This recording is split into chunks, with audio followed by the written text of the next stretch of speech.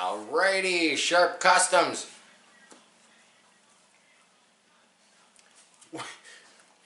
We are rolling. You saw that, eh? You saw the old brow rub there. I'm just messing with you. So, doing a little bit of an update here, you know. Would like to be doing some work.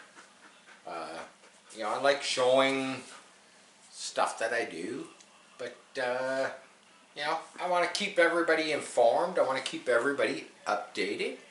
So basically, you know, we got this 34 coupe project, which you saw the last video. You know, kind of did a mock-up. Of course, check this out.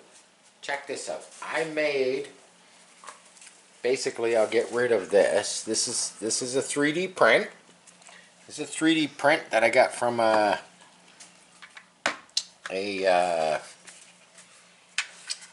believe he's from Ohio. He sent me these. They're freaking awesome.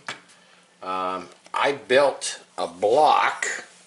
It's literally, you know, when you saw the last video, it was literally a block. It was a square block of wood.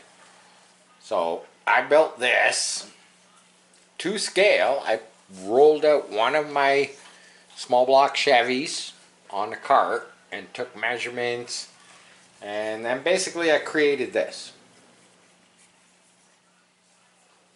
Yeah, the one valve cover, it's not fastened anymore, but anyhow, so I had to change a few of the dimensions. Like this is a little bit wider in here, and that was just to accommodate, you know, the supercharger.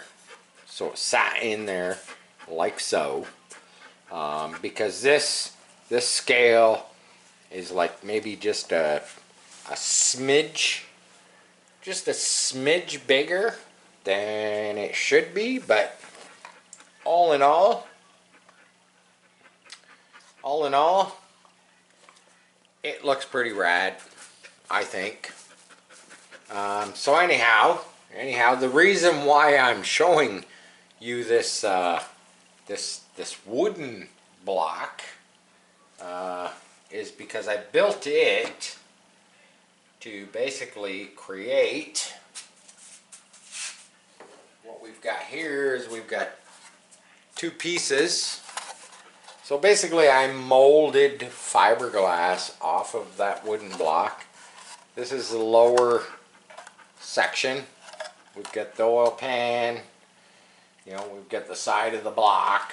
These are bolted together. I'm kind of working them. I've got some filler in there. I got to smoothen a few things out because these things. So basically, it's this is two pieces. Here's the top. As you see, there's the valve covers. You know, basically this. I don't got all the bolts, but there you go.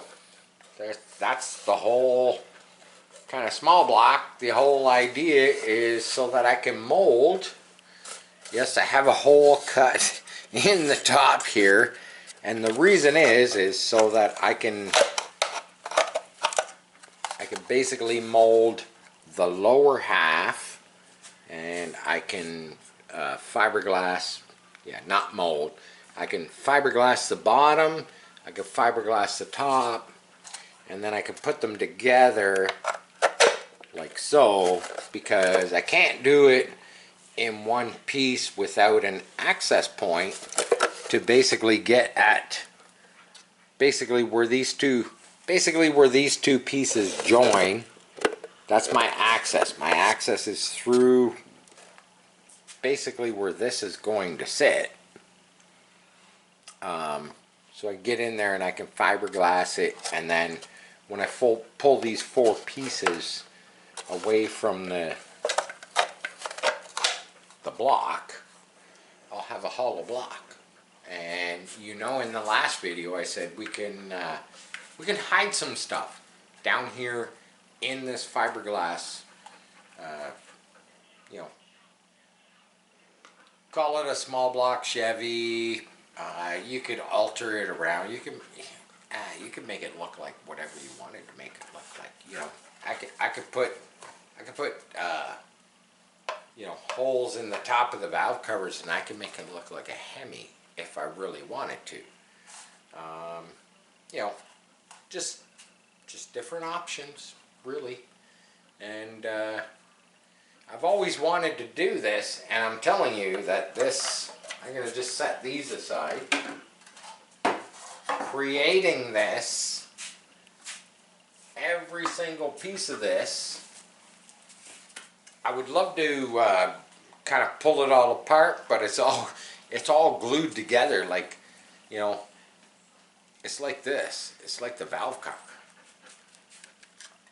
Yeah, I used a brad nailer to kind of glue or stick them together. You can see the brad nails are sticking out.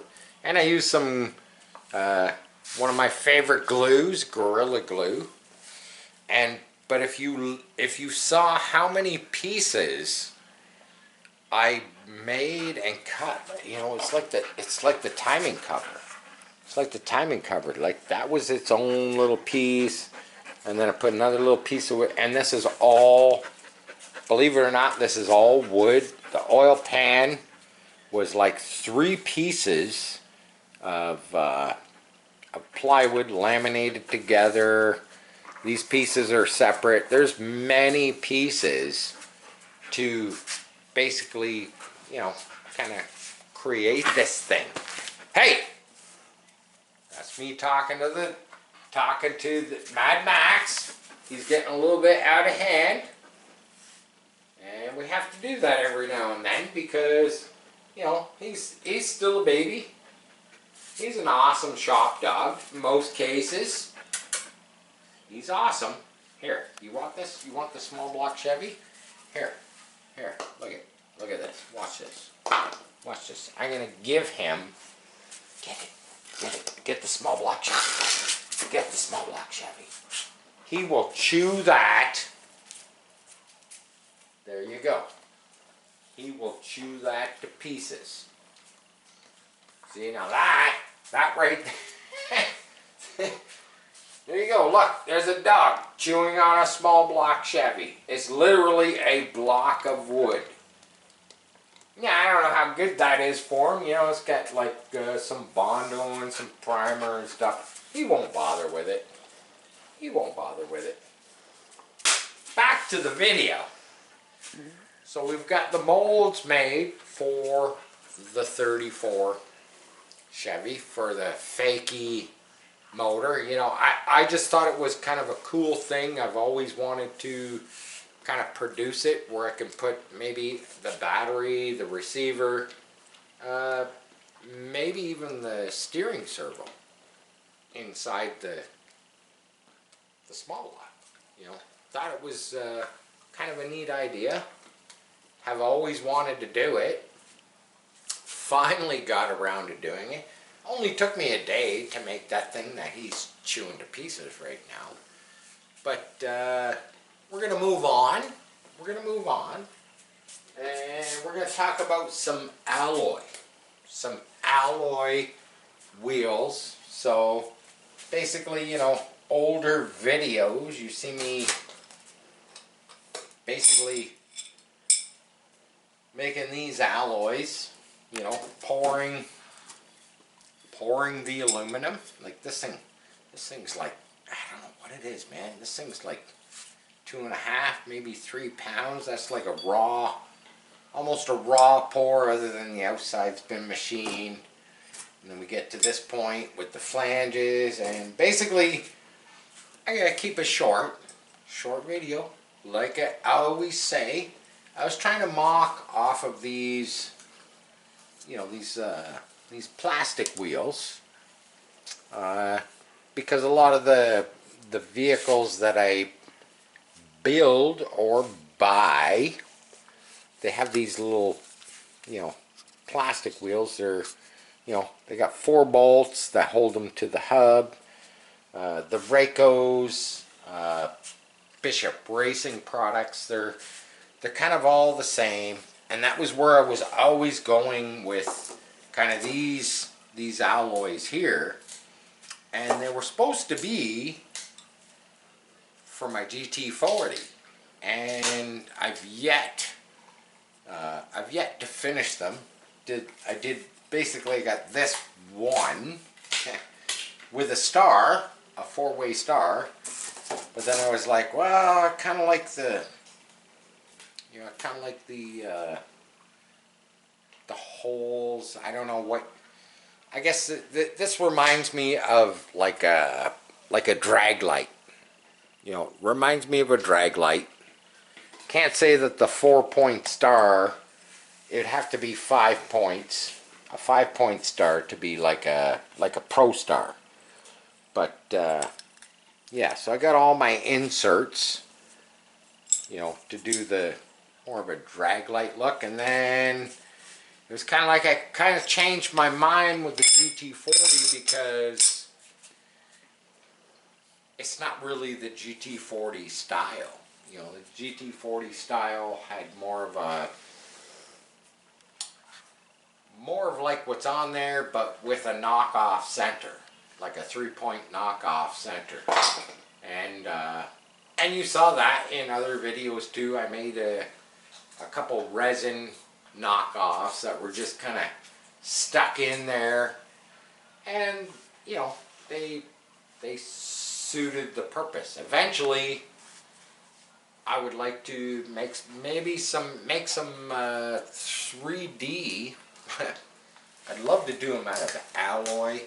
That would require possibly acquiring a CNC, you know, to make them look very authentic to the GT40. I'm not that critical. I could deal with a 3D print insert that I glue into the wheels, and I've thought about it. I don't do my own 3D printing.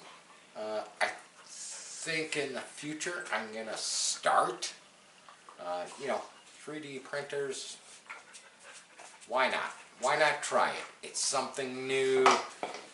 Be something new to Sharp Customs. I think it would be a very cool thing to try, 3D printing.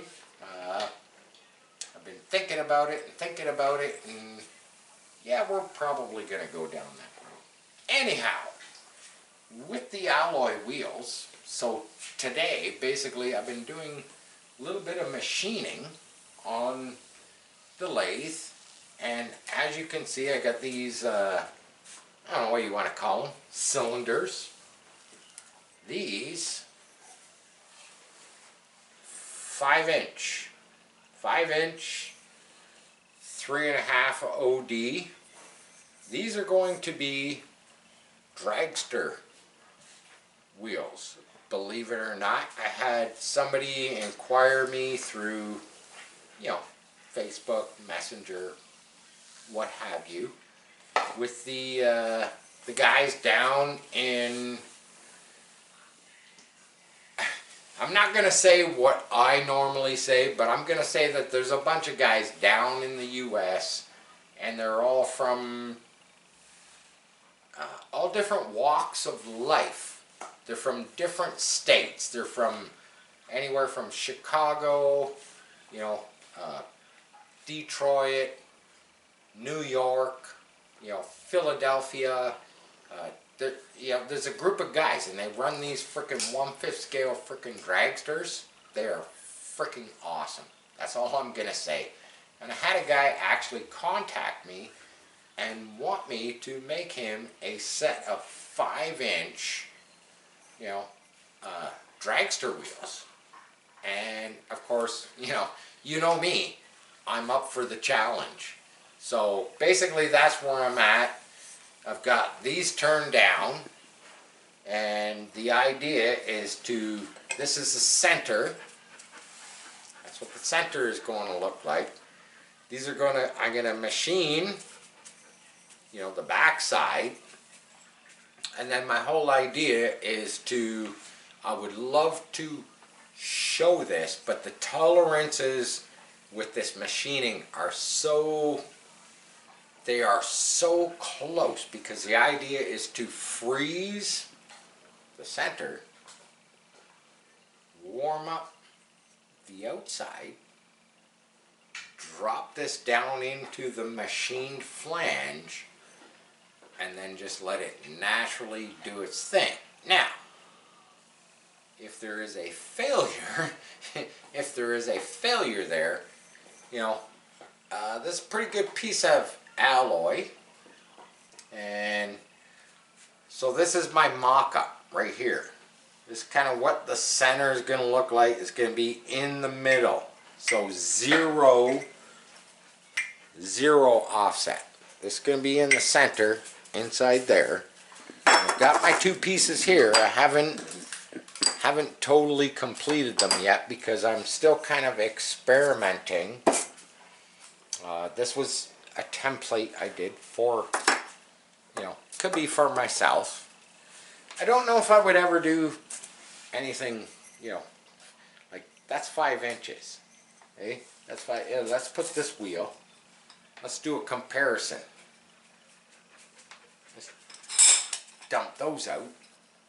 You know, that's like a 3 1/4 wheel. So 5 inches, 5 inches. That's a whole lot. Now apparently the person is going to do foam tires. Apparently they glue them on here. And I'm going to give a shout out because why the hell not? Good company out there. They're basically Facebook oriented. Gone Bananas. They do foam tires for all kinds of RCs. And yeah, as far as I know, the person who's going to get these, if they work out, because like I say, there's wicked tolerances for me making these. These things have to turn, you know, these things have to turn so true. You know, you want to be within 1 or 2 thousandths of an inch. Once I insert the center in there, you know, and then you put it onto a hub, you know, you want your tolerances to be so close. And basically I told this guy, you know, below the border, I said I will try to make them, but I can't give any guarantee until you know, I've spun these. I spun both of these today, cut them to size, did the machine work, and basically, you know, I had them moving on the lathe because you got, think about it, look at this, look at this. I got no way to hold this. I got no way to hold this. I basically chuck it in the chuck. Chuck it in the chuck. Say that 3 times. Whoa, settle down. Settle down. Hey. So I chuck it in the chuck, like I've got this piece, and basically I move the chuck backwards. And I've got this thing hanging out there 5 inches, and I got to make sure that this end spins within, you know, 1 or 2 hundredths of a thou to make it into the tolerances that I want. Yes, I do have, oh, it fell off. I do have a, hey, hey! I do have a dial indicator, and I can get it pretty dang close to what I want.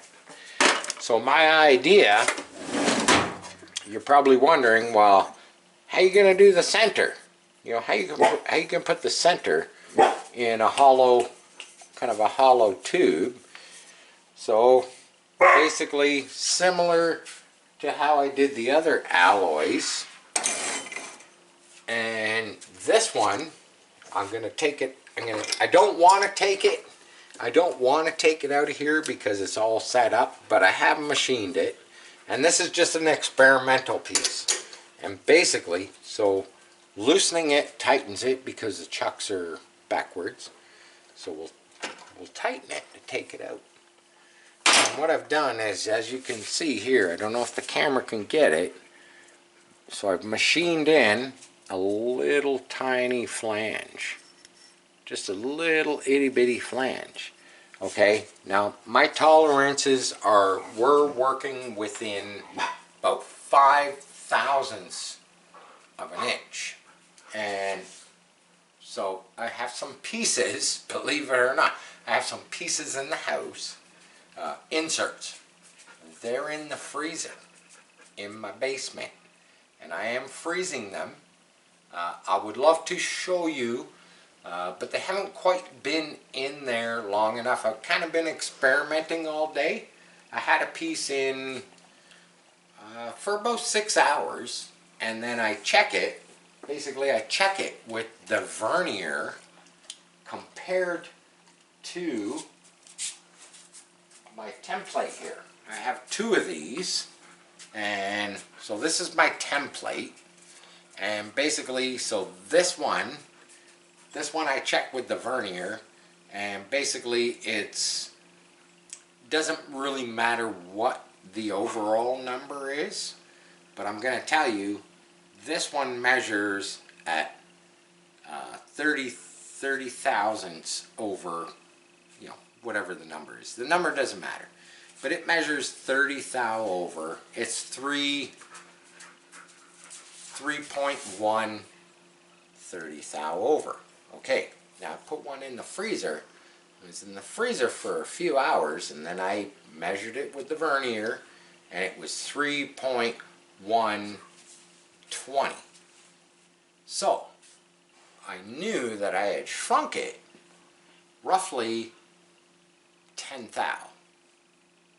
So basically that was where I got my measurement to know how much to machine out the cylinder, so that basically I could freeze this and I could drop it in there, and then I can let it just do its thing, and it should be, of course I'll put some pressure on it, but once it comes up to temperature, you know, you could heat it with a torch, and once it comes up to temperature, it should be a perfect pressure fit inside the cylinder. And that's kind of the idea behind doing these. And then the last step is that I have to turn this center, which fits on the hub. I have to turn this center, or bore it, if you, you know, machining terms. I have to cut this out, or bore it, to 22 millimeter, which fits over the hub just perfect. And the whole idea is to get this inside this cylinder so that it does not do this. I'm going to emphasize, I'm going to move it a lot. We want this to turn perfectly true. Excuse me. And that's going to be the most crucial part of basically making, like, I've never made, you know, that's 5 inches. I've never done anything 5 inches. I can get it to turn true on the lathe, but it's putting the insert. Now, could I have made these from one solid chunk, you know, and bored all this material out? Well, hell yeah, I could have done that. But that would have taken like hours and hours and hours to hog out all the material of a solid chunk. And you know, like, this looks pretty cool. This looks pretty cool, this little cylinder. Did I cheat? Hell yeah, I cheated. I found a place, and I'm going to give a shout out to them. I found a place. I looked all over southern Ontario for a company that could sell me, you know, some aluminum tubing in and around, you know, about 1/4 inch thick wall. I wanted 3.5 OD. I wanted 1/4 inch wall so I could kind of machine the inside out, you know, take it down to, you know, roughly 200 thou. And it's like, you know what, yeah, I found all kinds of places, and they quoted me like, you know, about $100 a foot for tubing. I found this place, it's called Millennium Alloys, all the way across the country of Canada in Kelowna, BC. Awesome outfit, and this is what I got. This is what I got. They sell it in 1 foot increments. You know, was little over 3.5 OD so that I could true it up. It was, you know, 1/4 inch thick so I could true it up on the inside. And you know what? I'm not going to say what the price was, but trust me, it was way cheaper than anything I could find right here in Southern Ontario. Yeah, it took a week. Took a week to get here. But you know what? And yes, I got an extra piece. I got an extra piece to make myself some wheels. Now, these ones being 5 inch for a customer, you know, I'm just hoping that I can pull this off, because I love watching these guys on YouTube. I don't know the name of their YouTube channel. They're kind of scattered. There's all kinds of them that shoot videos and stuff, but you know, look up 1/5 scale drag racing, and you trust me, you'll find these guys, man. It's pretty cool. It's not my thing. It's not my thing. You know, go 330 feet in a couple of seconds, but you know what? If I can help somebody out and I can, you know, make something custom, Shark Customs. If I can make something custom, so that he's like the only guy in his club to have a set of cool, you know, alloy drag wheels for his dragster, you know I'm gonna do it. Why? Well, shit. Because I can, you know, and yeah, why the hell not? Let's put this there. I could have did the 1/2 inch holes. I want you to look at this. It's kind of nice. Hey, I do even do the chamfer. See that? Do the little taper in the holes. I think if you put that now, when that's in the middle of the tube, way down deep in there, yeah, you know, people will see it. But you know, I've been trying to think of many other ways that I could do this, but you know, to buy a solid chunk of aluminum, this kind of this diameter, this size, yeah, you don't even want to go down that road. You know, I would love to show the viewers me dropping in. Here, I'll show you this insert. It kind of, look at that. It kind of, see that? It kind of fits in there. See that? It almost fits. This is just this little piece. This is just the spare piece from the, you know, the 2 5-inch pieces. So when I look at that and I go, okay, I'm gonna shrink it, but that's the whole experimental process behind, you know, putting it in the freezer and trying it. It gives me, basically what it does is it gives me my tolerances of how much I need to machine out. And it's kind of like science, really, because it's, you know, it's all about numbers. It's kind of like making this insert, you know, doing the center hole, machining it, doing the 4 holes, you know, and then doing the 8 holes around the outside. It's all about, you know, it's all about mathing. It's all about crunching numbers. And it's like, it's kind of like, I'm not really one for mathing. You know, I love to use rulers and verniers and stuff like that. But to get, when you get it right, and this will be a template for, I'm going to grab one of the other pieces, and then I'm going to probably sign off. But basically, so these ones, that's a 200 thou, you know, piece of material. These are actually 1/4 inch thick. These are the ones that are going to actually be for the cylinders, because my thinking was that if the whole freezing process and dropping these down into the cylinders, if it doesn't work, I've got enough material here that I could actually go through here in 4 places, and I could put you know, set screws or whatever to keep this center kind of locked in place. But as you can see that I've already punched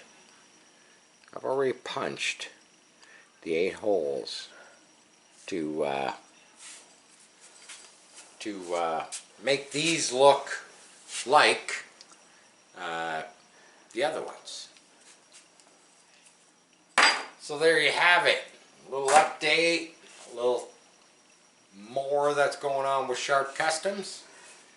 Don't forget, share, like, subscribe. And yeah, that was a short video. And don't forget to comment. And peace. I'm out.